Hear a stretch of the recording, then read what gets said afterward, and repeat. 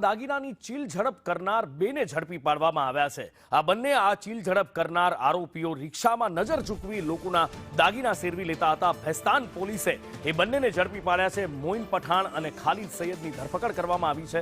રિક્ષામાંથી 4,46,000 રૂપિયાના દાગીનાની ચીલ ઝડપ કરી બંને ફરાર થઈ ગયા હતા। બે મોપેડ પર આવેલા અજાણ્યા ઇસમોએ ફરિયાદીની પત્નીનું પર્સ છીનવી ચોરી કરેલી।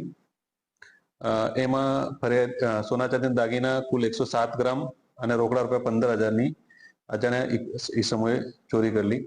ટેકનિકલ સર્વેલન્સ તથા હ્યુમન સર્વેલન્સથી બે રીઢા આરોપીઓ મોઇન ઉર્ફે બોબડો સરવરકાર પઠાણ તથા ખાલિદ ઉર્ફે ભાંજા સાજિદ સૈયદ ની ધરપકડ કરેલી છે અને આ ગુનો ડિટેક્ટ કરેલ છે।